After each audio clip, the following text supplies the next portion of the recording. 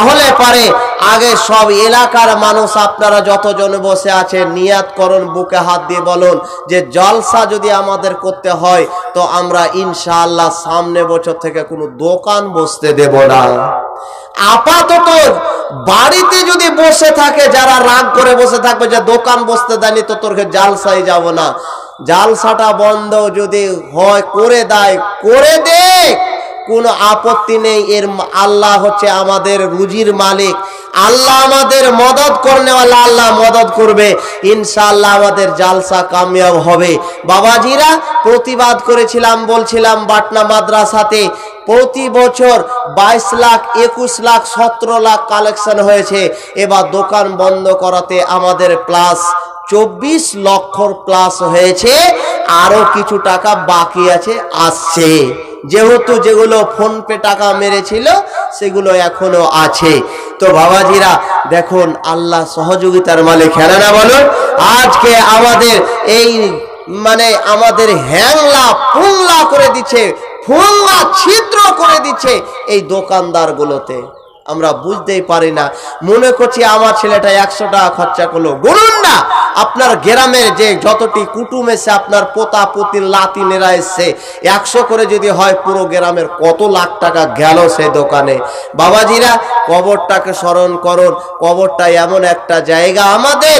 এই জন্য আমি এই বাজারের মানে কৃতি দেখে, বাজারের আমি কাম দেখে আজকে আমি কবর বিষয়ে, যেহেতু আমাকে বলতে একটু ইঙ্গিত করেছে অন্য, তবুও কিন্তু আমি এটাকে আসলাম যে এটা আমি দেখে যদি আমার সমাজকে কিছু বুঝাতে পারি। মা এবং বোন, কবরটা এমন একটা জায়গা আমাদের, যে কবরটা প্রতিক্ষণ সব সময় আমাদের সেই কবরটা ডাকছে। কবর বিষয়ে আলোচনা করতে গেলে এমনি আমার সময় কেটে যাবে, তাহলে পারে কবির ভাষাতে আপনারা একটা কবিতা শুনুন, তাহলে সেখান থেকে বুঝে নেবেন। কি প্রতিদিনে ডাকি তোমায়, প্রতিদিনে ডাকি তোমায়, নেই কোনো চেতনা, সময় থাকিতে কর পরকালের সাধনা। প্রতিদিনে ডাকি তোমায়, প্রতিদিন ডাকি তোমায়, নেই কোনো চেতনা, সময় থাকিতে কর পরকালের সাধনা। ডাকার মতো ডাকবো আমি, ডাকার মতো ডাকবো আমি, অন্ধকার কবর, আসতে হবে আমার কোলে, রাখো না কেন খবর, আসতে হবে আমার কোলে, রাখো না কেন খবর। সাবেচ্ছ আজাব গজব, সাবেচ্ছ আজাব গজব, থাকবে তুমি একলা, যেদিন তোমার ডাক পড়িবে, পড়বে কান্নার মেলা, যেদিন তোমার ডাক পড়িবে, পড়বে কান্নার মেলা। ছেলে মেয়ে কাঁদবে সবাই, ছেলে মেয়ে কাঁদবে সবাই, কেউ হবে না সাথী, আমি কবর নির্জন গৃহ, কেউ দেবে না বাতে, আমি কবর নির্জন গৃহ, কেউ দেবে না বাতে। তোমার সম্বল ইমানের বল, তোমার সম্বল ইমানের বল, হিসাব করো পথে, শান্তি যদি পেতে চাও আমল আনিও সাথে, শান্তি যদি পেতে চাও আমল আনিও সাথে। প্রতিদিনে ডাকি তোমায়, প্রতিদিনে ডাকি তোমায়, নেই কোনো চেতনা, সময় থাকিতে কর পরকালের সাধনা। বাবাজিরা কবরের শাস্তি, কবরের সাজা থেকে বাঁচবেন কে কে? একটু হাত উঠে বলুন তো যে ইনশাআল্লাহ এই জন্য হাত উঠাতে বলে যে গভীর যখন রাত হয়, ঢের রাত হতে গেলে দুনিয়ার অফিসে আস্তে আস্তে করে তালা লেগে যায়, লক হয়ে যায়। হয় কি হয় না বলেন? হয়।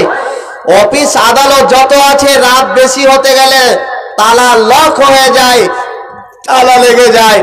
আর আল্লাহর অফিসের তালা, অফিস এমন যে অফিসের রাত যত বেশি হয় রহম তত বেশি হয়। আল্লাহ গো, আজকে এরা যাহা কবরের সাজা, আজকে কবরের শাস্তি থেকে বাঁচবে, আল্লাহ তুমি জানা প্যারালাইসিস আমাদের হতে দিও না। একসাথে বলুন ইনশাআল্লাহ, হাত উঠে, যে হাতে কোনদিন যেন প্যারালাইসিস না হয়। হে আল্লাহ, কারা কারা আছেন বাবাজিরা, কারা কারা আছেন ভাইয়েরা, যারা বলবেন কবরের শাস্তি থেকে আমরা বাঁচবো, কবরের শাস্তি যেন না হয় ইনশাআল্লাহ। বুঝতে পারেননি নাকি গো? হাতই উঠে না। এরা মায়ের পিঠ করেননি বোধহয় কাহাকে নাকি? যাই হোক, বাঙালে হতো তাহলে বম পিস্তল থাকতো, ফায়ারিং হতো। গতকালকে এই কথাটা কেটে দিয়েন ভাই মোবাইলওয়ালা, নাহলে আর একবার তো জালসা করা তো দূরের কথা, আমারই উপরে কখন বম পড়ে যাবে যখন আমি ডাকবালায় নামবো। কেবল মাত্র 1.5 ঘন্টা হয়েছে কথা বলা, আর ভোটবাজ এদিকে চালু হয়ে গেছে।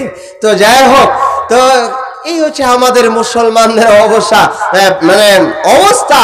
আজকে মুসলমানের যত থানাতে কেস, কার বেশি? নাহলে মুসলমানের বেশি। কারা কারা করছে? নাহলে নিজের চাচা আর ভাতিজা করছে, অপর কেউ নয়। অপর বন্ধু তাহলে ঠিক আছে, আর নিজে নিজে ভাতিজা আর চাচা, ভাই আর ভাই লড়াই করে এরা নিজের টাকাকে বিলীন করে দিচ্ছে। এসপি কে আর আরএসপি কে আর একে খাইয়া শেষ করে দিচ্ছে। যখন হ্যাংলা হচ্ছে তখন কইছে তিহার বড় ভাই আর তিহার ছোট ভাই, একটু হাতখানা মিলে নে, কেসটা যা উঠে নে, বাস কেসা খতম।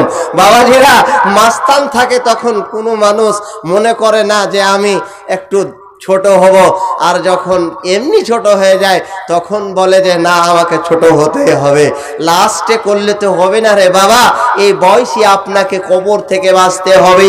বাবাজিরা, তাহলে কবর থেকে বাঁচবেন এমন একখানা আপনাদেরকে দোয়া দেব, যেই দোয়া দিতে গেলে কবরের আযাব থেকে, কবরের শাস্তি থেকে বেঁচে যাবেন। জোর করে কারা কারা আছেন পড়বেন ইনশাআল্লাহ বলে আমাকে জানান ইনশাআল্লাহ।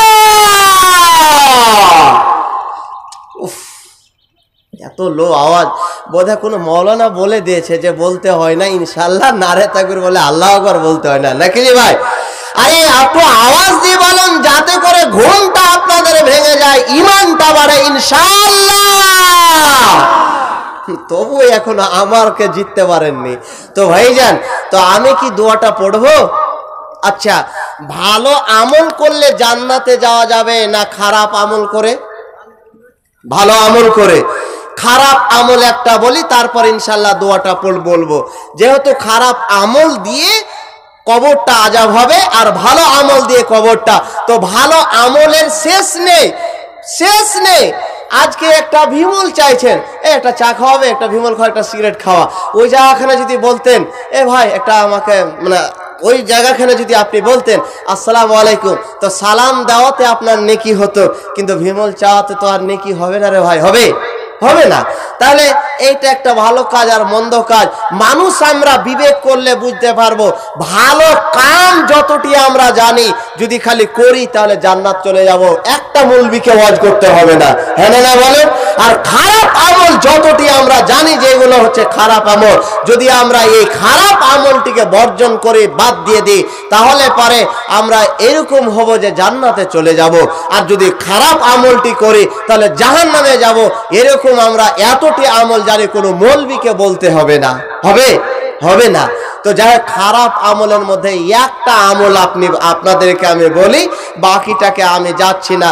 একটা আমল, সেই আমলটা হলো কি সুদ। সুদ আপনাদের এলাকায় আছে গো ভাই? সুদ আছে? তাহলে তো আমাদের মতনই ভাই আপনারাও। তো এই যে খারাপ আমল একটা সুদ, এই সুদটা যদি আমরা আজকে প্রহার না করি, সুদটাকে যদি আমরা প্রত্যাখ্যান না করে, সুদটাকে যদি না বাদ দিই তাহলে আমাদের কি হবে? এই জন্য আমি বলছি যে আসল জায়গা হলো আমাদের কবর। এই ব্যাপারে বাবা আজকে ভাই আমি কোনোদিন আমার ব্যক্তিগত একটাও কথা আমি বলতে জানি না, যেটি কথা বলবো হাদিস আর কোরআন থেকে। এই ব্যাপারে আল্লাহ রাব্বুল আলামিন কি বলছেন?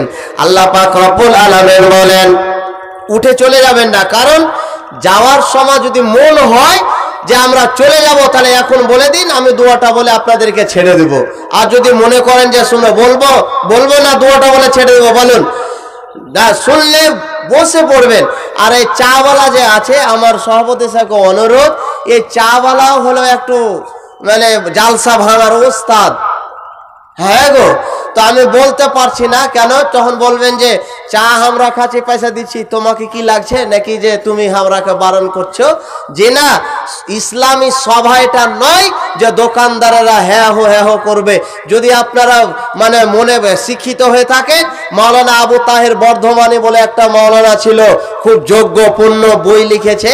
ওই বই একটা গল্প লিখেছে, আমি গল্পটার দিকে যাচ্ছি না, ওই বইটা তো পাওয়া যায় না। তাহলে পরে ইনশাআল্লাহ আপনারা বেশি করে যদি খুঁজেন তাহলে পেয়ে যাবেন, ওই সুন্দর করে লেখা আছে। তো আমি ওই দিকে যাচ্ছি না। এই দোকানদার আর ঢুকতে আপনারা দিয়েন না, কেন? যেহেতু আল্লাহর রহম বেশি হবে। আর আমি লাস্টে শেষে উঠতে গেলে আমি এই জায়গাতে আমার আজিম ভাইকে জিজ্ঞেস করবে, আমি টাইম দেখব, টাইম দেখে ওয়াজ করব। কারণ আমি যেরকম টাইমে উঠাবে সেরকম, সকালে উঠাতে গেলে আমি ওরকম একটু করে হাসা খেলি যা করতে হয় করব। আর ঢের রাতে হতে গেলে কেন? জান্নাত দেখে জাহান্নাম দেখে আমাকেও ভয় লাগছে না। আমি জান্নাত চলে যাবো গো ভাই, আমি জান্নাত চলে যাবো না, আমাকে নিয়ে যাবে না। শুধু আমি মানে কথা বলতে পারি, গলাটা ভালো। আমি যদি এখন আপনাদের সামনে গালি দিই তাও খুব ভালো লাগছে, খুব ভালো লাগছে, এটাই বলবেন না। আমার ইমানটা মধ্যে আমলটা থাকবে, তাহলে আমি যেতে পারবো। তো বাবাজিরা, একটাও কথা নিজে থেকে বলবো না, আল্লাহর কোরআন খুললেই দেখতে পাবেন। এই ব্যাপারে আল্লাহ পাক রব্বুল আলামিন কি বলছেন? আল্লাহ পাক রব্বুল আলামিন বলছেন, ইয়া আইয়ুহাল্লাযীনা আমানুত্তাকুল্লাহা ওয়া যারু মা বাকিয়া মিনার রিবা ইন কুনতুম মুমিনিন। আমার আল্লাহ রাব্বুল আলামিন বলেন, হে ইমানদার ব্যক্তিগণ, হে ইমানদার ব্যক্তি যারা আমাকে দেখে ভয় করো, তোমরা শোনো, তোমরা যদি প্রকৃত ইমানদার হতে চাও, তোমরা যদি আসল মুমিন হতে পারো, তাহলে আসল মুমিন হতে গেলে খবরদার তোমরা সুদ কারবার করবে না, সুদটা তোমরা লেনদেন করবে না। আমার আল্লাহ রাব্বুল আলামিন অন্য জায়গাতে বলছেন, সুদটা থেকে যদি আমরা না বাড়তি দিই তাহলে কি হবে, আর যদি আমরা দিই তাহলে কি হবে? আমার আল্লাহ রাব্বুল আলামিন বলেন, ইয়ামহাকুল্লাহুর রিবা ওয়া ইউরবিস সাদাকাত। আমার আল্লাহ রাব্বুল আলামিন বলেন, তোমরা যখন সুদে কারবার করো, তোমরা যখন সুদে লেনদেন করো, তখন তোমরা শোনো, তোমাদের মাল কমে যায়, তোমাদের মাল কমে যায়, তোমরা ধুলিসাৎ হয়ে যাও, তোমাদের মাল কমে যায়।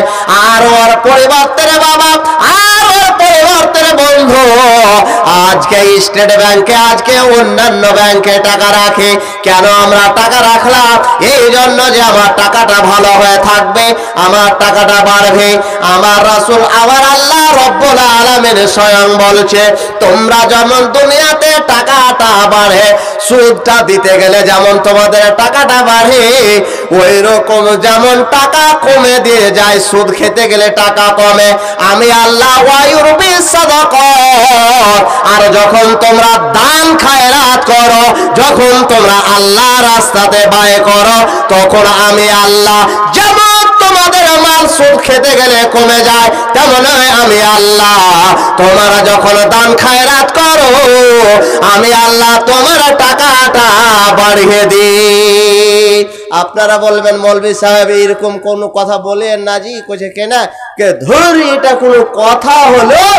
আজকে আমাদের গ্রামে গায়ে যেটি লোক সুদ খাচ্ছে, ওর একতলার উপরে দুতলা, তিনতলা, চারতলা হয়ে যাচ্ছে, আর মাল কমছে, চেখে দেখতে পাওয়া যায় কি যায় না? আর যেই লোকটি খায় না, ওর বাড়ির টিম করে আলো জ্বলছে, তার মানে ও লোকটা বাড়তে পারে না।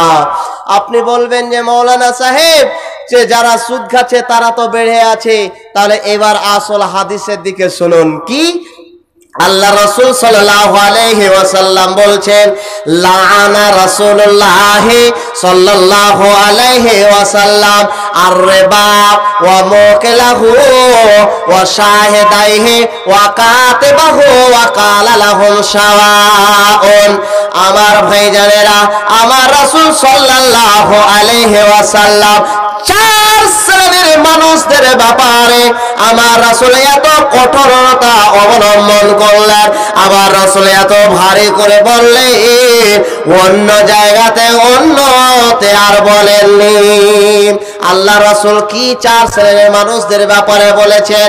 আমার ভাইজানেরা, আপনাদের এই এলাকার যতগুলো মাওলানা আছে, কিছু মাওলানা বলেছে যে যারা সালাত আদায় করে না, যারা নামাজ পড়ে না, তারা হলো কাফের। হ্যাঁ না বলুন, যারা নামাজ পড়ে না তারা কাফের। শুনেছেন কি শুনেননি? মাওলানা বলেছে ভাই, বলেছে, শুনেছেন যে যারা নামাজ পড়ে না তারা হলো কাফের। জি, আমি যেটুকা জানি আর যতটা বুঝেছি, যারা নামাজ পড়ে না তারা কাফের নয়, তারা কাফের নয়।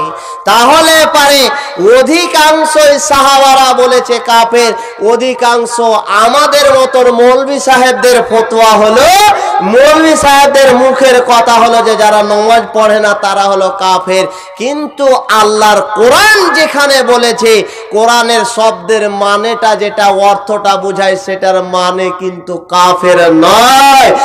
যারা নামাজ পড়লো না তারা বড় একটা পাপ করলো, তারা গুনাহ করলো, কিন্তু কাফের নয়। তবু আল্লাহ রাসূল এত কড়া করে বলেছেন এই সুদখোর ব্যক্তিকে, এইরকম বলেননি। এখানে কি আল্লাহ রাসূল সাল্লাল্লাহু আলাইহি ওয়াসাল্লাম বলেন, যে লোকটা সুদের উপরে টাকা দিল এবং যে লোকটা নিল, যতটা পাপী, যতটা গুনাহগার দেওয়াতে ততটা পাপ হলো, তত বড় গুনাহ হলো লেওয়াতে। আজকে আমাদের মধ্যে প্রচলন আছে, রেওয়াজ আছে যে যখন আমরা কোনো ব্যক্তিকে টাকা দিলাম তখন কিন্তু 2-4 জন গ্রামের লোক সাক্ষীকে হিসাবে, গাওয়া হিসাবে বানিয়ে নিলাম। আমার রাসূল বললেন, ওয়া শাহিদাইহি, ওরে যারা যারা গাওয়া দিচ্ছ, যারা যারা সাক্ষী থাকছো, সাবধান হয়ে যাও।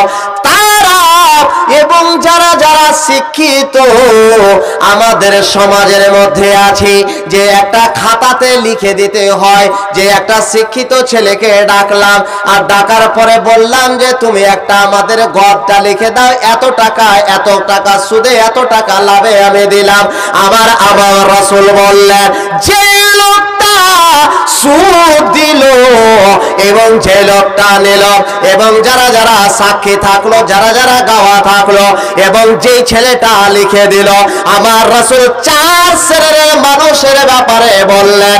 আল্লাহর রাসূল বলছেন, আল্লাহর লানাত, আল্লাহর লানাত, আল্লাহর লানাত, আল্লাহর অভিশাপ, আল্লাহর অভিশাপ, আল্লাহর অভিশাপ। আমার ভাইজানেরা, আমার রাসূল সাল্লাল্লাহু আলাইহি ওয়াসাল্লাম বলছেন, আর-রিবা সাবউনাহু বাব। আমার রাসূল বললেন, শোনো রে শোনো, ৭৭টা ওরে গুনাহ, বড় যেগুলো গুনাহ, যেগুলো বড় পাপ রয়েছে তার ৭৭টা শাখা রয়েছে। আর সব থেকে ছোট যেটা শাখা, সব থেকে ইমানের যেটা ছোট, পাপের যেটা হলো ছোট শাখা, সেটা শোনো। আমার রাসূল বললে, যারা যারা সুদ খাচ্ছ, শোনো শোনো, ওরে যারা সুদের সাথে লেনদেন করছ, তোমার মাকে বিবাহ করাটার ব্যাপারে তোমরা কি বলো? আজকে কোন ব্যক্তি এইরকম মনে কি নিয়ে আসতে পারে যে আমার মাকে বিবাহ করা যাবে? এই কথাটা নিয়ে আসা যাবে না রে বন্ধু, এই কথাটা নিয়ে আসা যাবে না রে মা, এই কথাটা নিয়ে আসা যাবে না রে ভাই। আমার রাসূল সাল্লাল্লাহু আলাইহি ওয়াসাল্লাম বললেন, আইসারুহা আয়ানকুহার রাজুলু উম্মুহু, যে লোকটা সুদের সাথে কারবারি করে, যে লোকটা সুদের সাথে লেনদেন করে, আমার রাসূল বললেন সে যেন তার নিজের মায়ের সাথে শাদী করে, সে যেন নিজের মাকে বিবাহ করলো। নিজের মাকে বিবাহ করা যাবে এরকম মনে নিয়ে আসা যাবে। যারা যারা সুদের সাথে লেনদেন করছে ওই লোকগুলো যেন নিজের মাকে বিবাহ করলো। আমার ভাইজানেরা, আল্লাহর রাসূল যেই দিন মেরাজে যান, মেরাজে গিয়ে জান্নাত দেখলেন, জাহান্নাম দেখলেন। জাহান্নাম দেখতে গিয়ে পথ অতিক্রম করছে, রাস্তায় চলছে। আমরা অনেক দেখতে পাই রাস্তার ধারে পুকুর, যে পুকুরগুলোতে আমরা দেখি জল। আমার রাসূল রাস্তায় চলছেন, ইতিমধ্যে দেখতে পেলেন একটা পুকুর, সেই পুকুরে কিন্তু জল আছে। ওরে বাবা, আমাদের দুনিয়ার পুকুরে, পাকুড় ডিস্ট্রিক্টের পুকুরে যতগুলো পুকুর আছে সব পুকুরে জল আছে। এই পুকুরে জল না, এই পুকুরে রক্তে ভর্তি হয়ে আছে। আর সেই মাঝখানে একটা লোক যেন গলা থেকে ডুবা রয়েছে। এই লোকটা আসার চেষ্টা করছে, কান্ধাতে আসার চেষ্টা করছে, বাঁচার চেষ্টা করছে। ওরে বাবাজি, কে আছে এরকম দুনিয়াতে যে মরতে চায়, মরতে চায় না? না, সবাই চাইছে যে আমি বেঁচে থাকবো, আমি বেঁচে থাকবো, আমি বেঁচে থাকবো। আমার রাসূল বললেন এই লোকটা জিবরিলকে বলছে, মান হাউলাই ইয়া জিবরিল, হে জিবরিল, এই লোকটা, যে লোকটা পুকুরে ডুবে আছে, গলা পর্যন্ত ডুবে আছে, এই লোকটা উপর দিকে আসার চেষ্টা করছে, এক পা দুই পা কোন রকম করে চেষ্টা করছে, কিন্তু আবার পিছনে চলে যাচ্ছে। কেন এই লোকটাকে এরকম ভাবে শাস্তি দেওয়া হচ্ছে কেন? আমার রাসূল সাল্লাল্লাহু আলাইহি ওয়াসাল্লামকে জবাব দিলেন। জিবরিল বললেন যে এ আল্লাহর রাসূল, এই লোকটা কেন, দেখো দেখো, এই যে সাইডে দাঁড়িয়ে আছে, এই দাঁড়িয়ে থাকা লোকটার হাতে দেখো একখানা বিশাল বড় পাথর। এই লোকটা কিনারাতে আসার চেষ্টা করেছে, যখন চার পা পাঁচ পা কোন রকম করে আসে, এই তখন কি করছে, এই বিশাল বড় পাথর দিয়ে তাকে মারা হচ্ছে, বিশাল বড় পাথর দিয়ে তাকে আঘাত করা হচ্ছে। যেমন তাকে আঘাত করা, ওরে যেমন বসল বড় বিশাল বড় পাথর দিয়ে তাকে মারা, তেমন সে লোকটা আবার যে কার হন্যাসে, তার মানে যেখানে যাওয়ার সেখানে আবার চলে গেল। এইবারে তাকে এইরকম ভাবে যখন পাথর দিয়ে মারা হয়, পাথরের আঘাত যখন দেওয়া হচ্ছে, তখন ফেরেশতা বলছে আমিন আমিন আমিন। ওরে আমার ভাইরা, কোন মাওলানাকে যখন দান করে তখন বলে আমিন। কেন আমিন পড়া হয়? ওরে আমিন কেন? ফেরেশতা সেই সমাখানে পড়ে। আমিন মানে হলো আল্লাহ তুমি কবুল করে নাও, আল্লাহ তুমি কবুল করে নাও, আল্লাহ তুমি কবুল করে নাও। তার মানে আল্লাহ, এই লোকটা এত গুনাহ করেছে, এই লোকটা এত সুদ খেয়েছে, আল্লাহ এত মানুষের রক্ত চুষেছে, এর চুষার কারণে, এই সুদের কারণে আল্লাহ এই এত সুদ খেয়েছে যে এর রক্ত শুধু ভর্তি হয়ে গেছে।